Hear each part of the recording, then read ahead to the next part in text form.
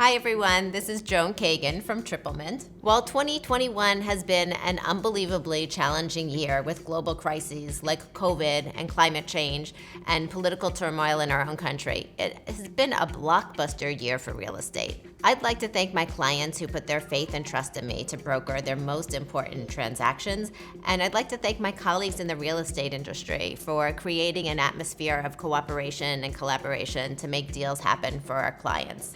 Now let's take a look at a few of my favorite deals from the year.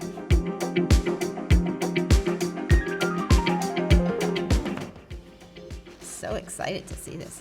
It smells like leather. Oh, beautiful. Oh, this is a lovely pre-war building in Morningside Heights. There are apartments that are beautifully decorated by decorators, but there's something really special when the sellers or the owners have really amazing taste and have curated this beautiful apartment, this beautiful home with art and objects and furniture and color. And that's what happened with these sellers. They had amazing taste. The most exciting part about this deal was that the buyers were this lovely couple with an adorable 3-year-old daughter. And the husband brought her to the final walkthrough, which was the first time she saw the apartment. He walked into the door with her on his shoulders. He put her down on the floor. She had never seen the apartment before, and she ran down the hall through all the rooms, giggling and dancing and shouting with glee, and it was so infectious. We were all like into it and enjoying her reaction. And in that moment, I could visualize this little girl growing up into an older girl, doing her homework and playing and bringing friends home, and growing into a teenager in this apartment and returning home from college, hopefully remembering the very first time she saw the apartment and really having that permanent feeling of home. During a stressful period of many transactions for me, that moment reminded me why I do what I do and why I first got into real estate, which is to help people create this sense of home, of permanence in their lives, where the home is like a character in the screenplay or the novel of their lives. Wow. So this was a fun Soho loft. It was on Prince Street. It was really cool. It had all the cool quintessential Soho loft stuff. There were brick walls and tin ceilings and high ceilings and exposed pipes and stuff. One of the complications with the deal was that the apartment was in reasonably good condition. It had been renovated prior to this owner without proper approvals. So there was this one bathroom that leaked into the apartment below, which happened to be owned by the board president, who was in the midst of a huge renovation. When the seller purchased the apartment, he had signed a document stating that he would have the bathroom renovated so there would be no more leaks. He never did the renovation, and he only used the second bathroom in the apartment. But I had to disclose to all interested parties that they would need to renovate the bathroom before moving in. That was what the board requested.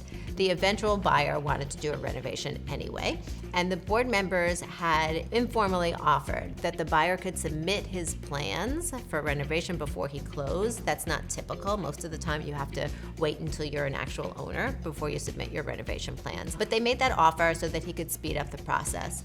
They didn't say, however, that the plans would be approved before he closed. So he was refusing to close until he had plans approved by the co-op board and the building engineer. We had to have a few tough conversations with him to make sure that he would close on time, and he did. The deals are never simple. There's never like a straight line process. There's always a curveball or a complication or something. That's why you need a good broker, and that's why I like the challenge of it. Oh, what a beautiful shot. This is 114th Street. I actually sold a few apartments in the building this year. This apartment was the definition of great bones. There was beautiful pre-war architecture, high ceiling, sunny. This was the south-facing view from the living room and dining room. There is a large windowed kitchen. It feels like the Marvelous Mrs. Maisel. It's also in Morningside Heights. And it had been with one family for over 50 years. It had been meticulously maintained. The floors were in excellent condition. These are all original. And the walls and the moldings, they didn't have layers of paint like is typical of a lot of the older apartments, so they were in really good condition. The appliances in the kitchen had been removed, but the original sink from 1910 was still there, as is the original metal kitchen cabinets on top, and they were in such pristine condition they could have been in a museum. you can't believe that somebody was living there for 50 years. I listed the week before Thanksgiving in 2020. I had a bunch of appointments scheduled as it was a really desirable apartment at a great price point, and my son was diagnosed with COVID. He's fine, thank God. I had to quarantine with him as I had been exposed to him, and I scrambled to have other agents cover all these showings for me, and I was negotiating multiple offers from my bedroom, but we got it done, and I think the first time I saw it with the buyers and met them, we were in contract already.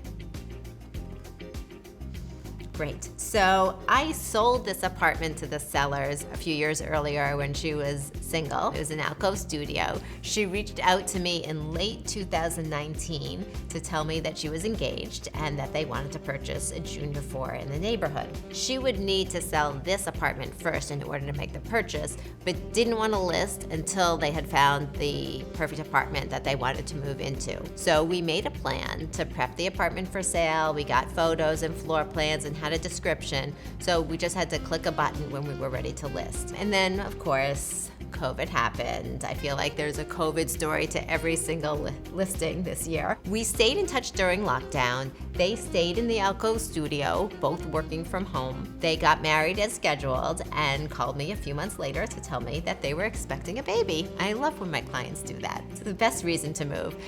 So they wanted to move out before the baby arrived. We listed in January of 2020.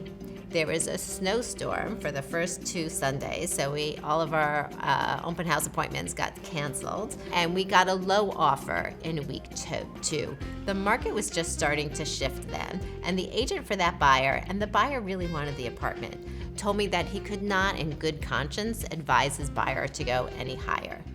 I thought that he was giving his client bad advice because the market was changing so quickly. And we had an offer at the asking price a week later.